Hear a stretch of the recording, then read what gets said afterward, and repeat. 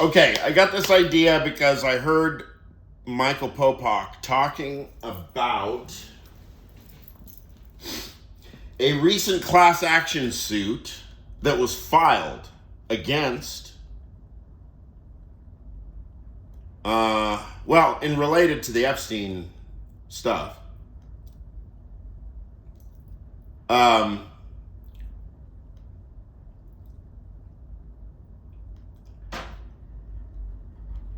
Related to the Epstein stuff, a class action suit.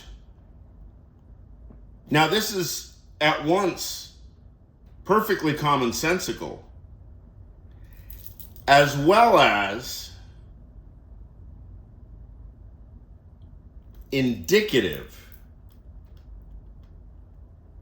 of the kind of complexity afoot, moral complexity. Typically,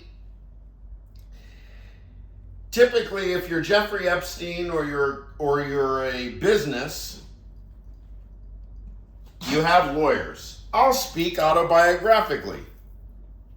I will speak autobiographically. I myself have a lawyer on retainer. My lawyer is a civil rights attorney. That's another matter. If Jeffrey Epstein had 75 lawyers on retainer, which is a number that I heard the other day, I think it was with reference to, I was listening to the interview of, who was one of his attorneys? Ingard, something like that. Anyway, it's not Ingard, but it's something. Anyway, 75 lawyers. Oh, and the guy that was being interviewed his big guy is the last person supposedly that talked to Jeffrey Epstein. And Epstein, in his financial planning, Epstein had provided for conditions under which this lawyer who was being interviewed, it's up right now on YouTube under all the Epstein interview shit that's coming out,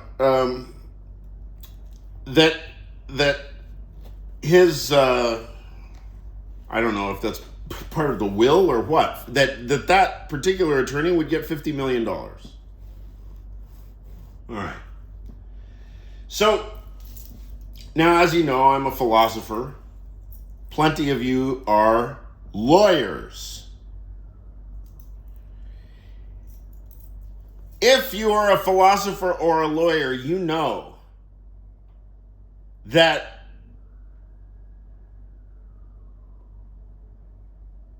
you can pretty much make your language your bitch. In that sense, it's very hard to. I mean, certainly,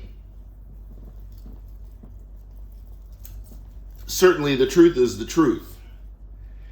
That much is clear.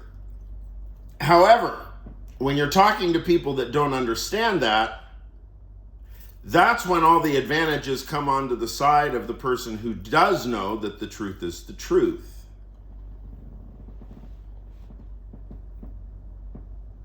In order to understand truth, you have to have thought about it. You have to have studied it formally. That's the only way you can discover the limits of truth. You have to be interested in it. Formally, as a discipline.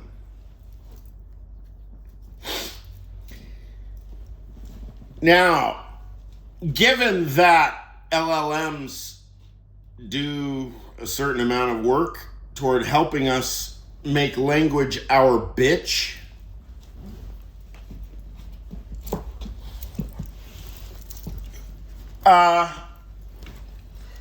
The only way to definitively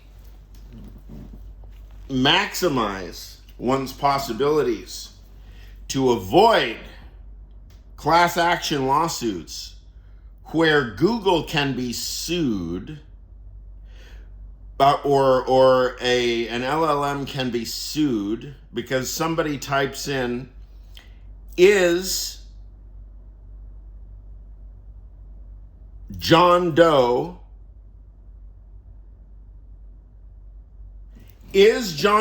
a part of the Epstein files?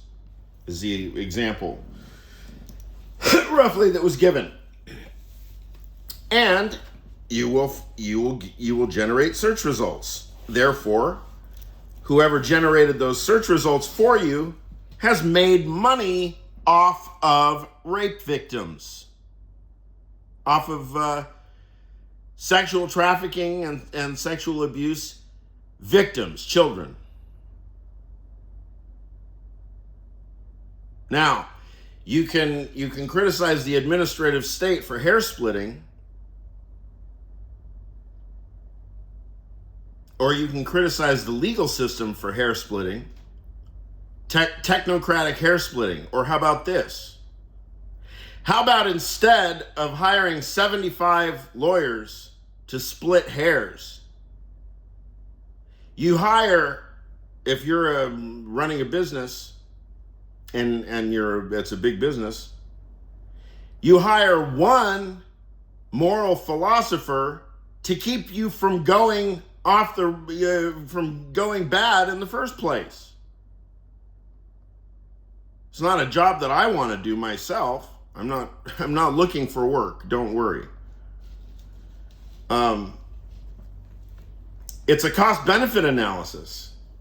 There is no way to rule out, just for the sake of complexity, to rule out all hair-splitting possibilities. That someone will get the bright idea to sue you. And they will get out, some arcane, esoteric basis for the lawsuit. They might very well win by splitting hairs. The only way you can defend yourself is if you split hairs better. Right? In Kippet, white shoe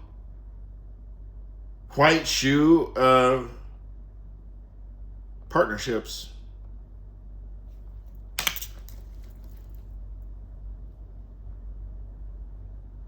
What about the white shoe philosophers?